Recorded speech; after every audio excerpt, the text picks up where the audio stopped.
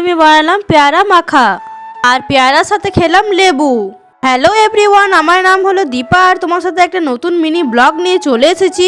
দুপুরে লাঞ্চ করার পর কিছু খেতে ইচ্ছে করছিল, তো ভাবলাম চলো ফলই খাওয়া যাক। এই ঠান্ডাতে রৌদ্রেতে বসে কার কার ফল খেতে ভালো লাগে আমাকে অবশ্যই জানাবে। আর পুরো ফ্যামিলির সাথে থাকলে বেশ আনন্দ হয়। তো প্রথমে আমি লেবু আর পেয়ারাটা ভালোভাবে ধুয়ে নিয়েছিলাম আর সেটা আমি নিয়ে চলে এসেছিলাম ছাদে, কারণ ছাদে মা বাবা সবাই বসেছিল। আর আমি ফলটা কাটার জন্য বটি নিয়ে যাইনি, তাই আমি বটিটা নিয়ে চলে এসেছিলাম।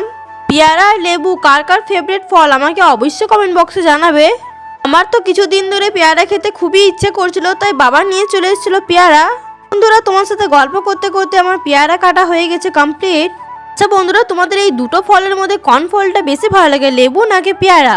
আমাকে অবশ্যই কমেন্ট বক্সে জানাবে। জানো তো বন্ধুরা, এবার আমার বাবা 1 মাস পর বাড়িতে এসেছে। বাড়িটা যেন ফাঁকা ফাঁকা লাগছিল আগে, কিন্তু এবার বাড়িটা একদম ভরা ভরা লাগছে। কারণ বাড়ির সবাই একসাথে থাকলে অনেক বেশি খুশি হয়, তো বাড়ি ভরা ভরা ভালো লাগে। অনেকের আমি মুখে শুনেছি, অনেকেই বলে যে আমার একা থাকতে ভালো লাগে, কিন্তু বন্ধুরা সত্যি বলছি আমার একা থাকতে একটুও ভালো লাগে না। ছোটো থেকে অনেক একা থেকেছি, তার জন্যই হয়তো আমার একা থাকতে ভালো লাগে না। তো বন্ধুরা, তোমার সাথে গল্প করতে করতে আমার পেয়ারা মাখা হয়ে গেছে কমপ্লিট। আমি মাকে দিয়েছিলাম টেস্ট করতে, মা তো খেয়ে বললো খুব সুন্দর হয়েছে। তারপর আমি খেয়ে দেখলাম যে হ্যাঁ সত্যিই অনেক টেস্টি হয়েছে। বন্ধুরা, আজকের মিনি ব্লগটা এই পর্যন্ত। যদি তোমাদের একটুও ভালো লেগে থাকে তাহলে লাইক, কমেন্ট, শেয়ার আর সাবস্ক্রাইব করতে ভুলবেন না। এর জন্য আরো নতুন নতুন কন্টেন্ট আমি নিয়ে আসবো। হ্যাঁ বন্ধুরা, তোমরা প্লিজ আমাকে একটু সাপোর্ট করো বন্ধুরা।